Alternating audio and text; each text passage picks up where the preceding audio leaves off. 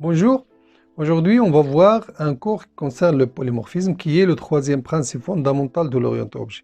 On a déjà vu les deux principes fondamentaux de l'orienté-objet qui étaient l'encapsulation et l'héritage. Aujourd'hui on va voir le polymorphisme, un mot grec qui est l'équivalent de plusieurs formes en français.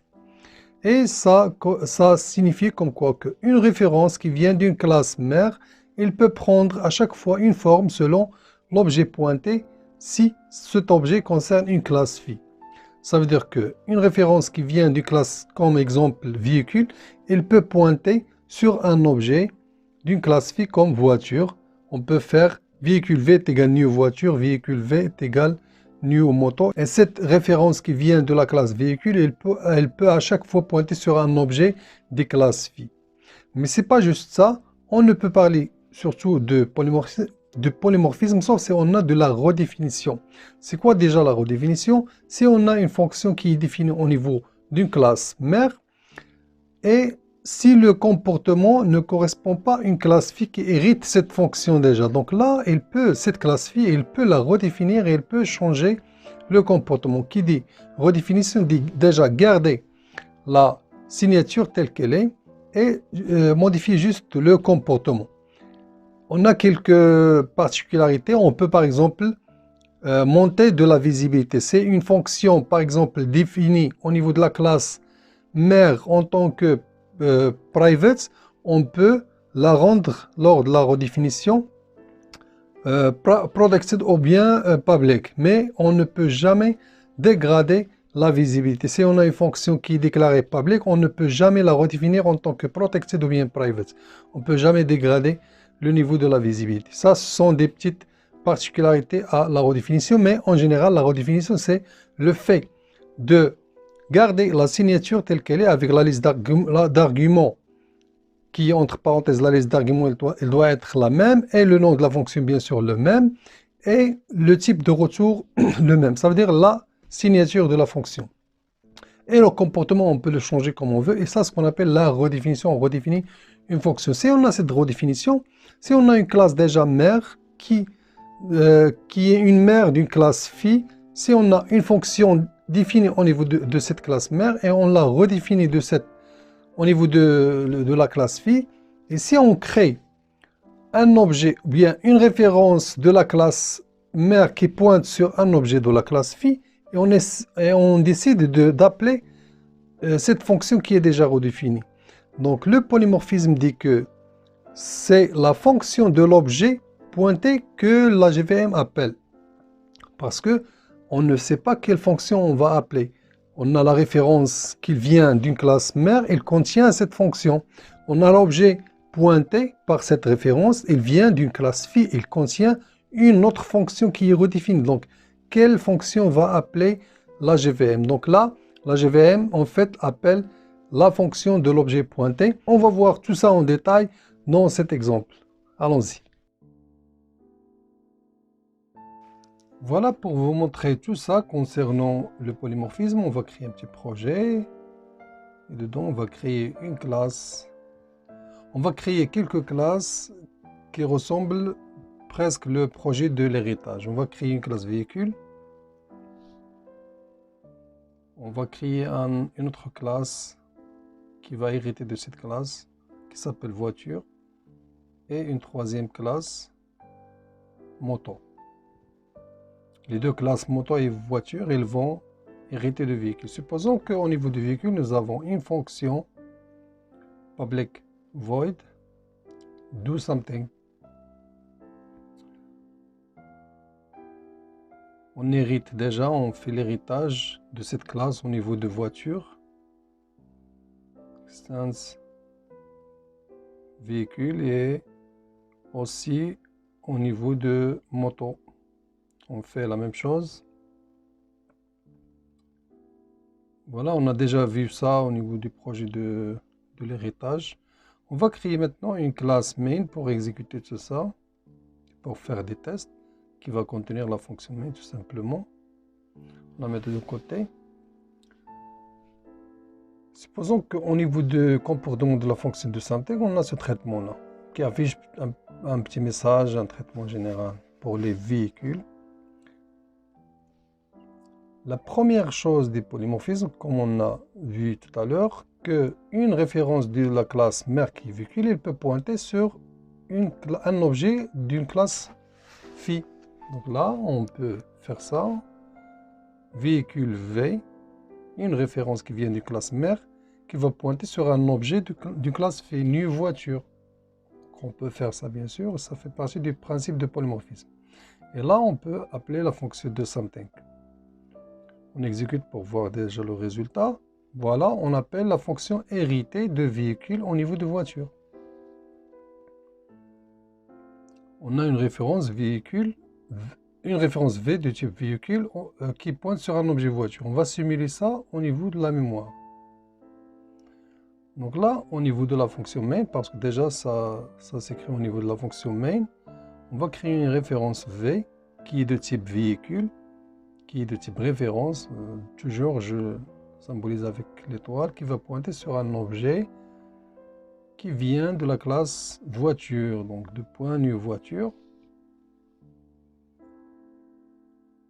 Même si l'objet ne contient pas des attributs, on peut le créer au niveau du HEP et les pointer par la référence V. Donc véhicule V est égal new voiture. Ça, c'est ce qui se passe au niveau de la mémoire. Là, lorsqu'on fait V est égal new moto, si on change la référence vers un autre objet qui vient d'une classe qui hérite de la même classe véhicule, donc là, on exécute déjà pour voir que toujours il affiche le même message. Qu'est-ce qui se passe là au niveau de la mémoire? Il va créer un objet du type moto. Il va changer le référencement. Donc il crée un objet, simule ça, new moto. Et il va changer le référencement de la même référence V vers un nouvel objet. Du coup, l'objet maintenant, l'objet voiture, il est orphelin. Si par exemple le garbage collector passe maintenant, elle va détruire cet objet parce qu'il n'est pointé par aucune référence. Voilà, comme ça on a vu qu'une référence d'une classe mère, elle peut pointer sur un objet d'une classe phi, soit voiture, soit moto. Ça c'est la première partie du polymorphisme. Maintenant la deuxième partie. Et la chose la plus importante, si on redéfinit cette fonction de something au niveau de voiture. Si ce comportement il ne correspond pas à la voiture, il veut changer son comportement. Donc là, on va garder la signature, on va changer juste le comportement. Du coup, on va faire un copier-coller. Et pour être sûr qu'on redéfinit bien la fonction, on fait override, la notation override. Donc on est déjà sur la classe voiture et on va changer maintenant juste le comportement, on va garder la signature. Donc traitement particulier pour les voitures.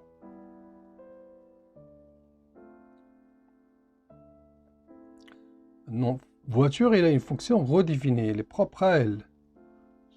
Supposons maintenant qu'on va refaire la même chose qu'on a fait tout à l'heure.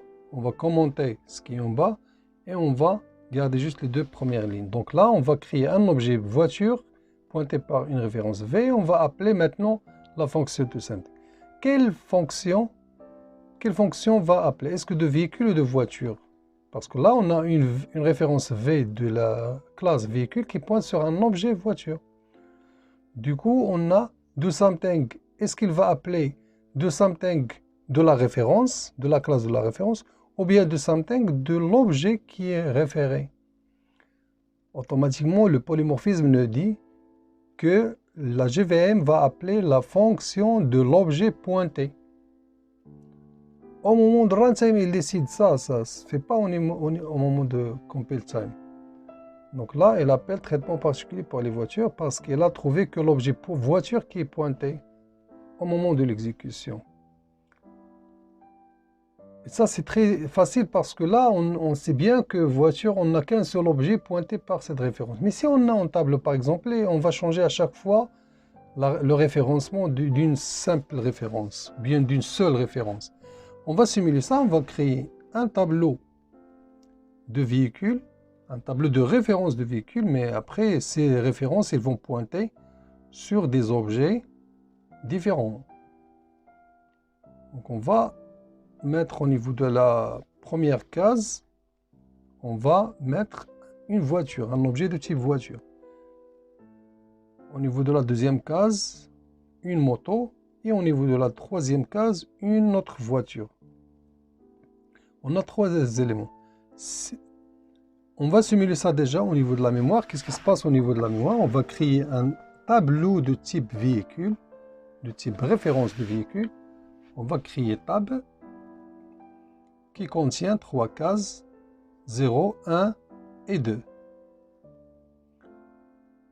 Et l'objet, la référence tab 0, il va pointer sur un nouvel objet. Du coup, il va appeler le constructeur bien sûr de voiture, il va créer un objet voiture et il va le pointer par la case 0. Voilà, donc là, il va pointer avec la case 0. Le deuxième, ça serait un objet de la classe moto. On va appeler le constructeur, il va nous construire un objet au niveau du head et il va être pointé par la deuxième case numéro 1. Et la troisième case, ça veut dire numéro 2, elle va pointer sur un nouvel objet voiture. Voilà, donc ça c'est le troisième référencement. Supposons maintenant qu'on veut parcourir ce tableau. Ça veut dire qu'on doit créer une référence de type véhicule avec le for each. Donc véhicule V1, ça c'est une référence qui va être créée au niveau de main, au niveau d'un espace dédié à la boucle for. Ça veut dire la portabilité, elle va être juste au niveau de for. Donc V1 va à chaque fois pointer sur un objet.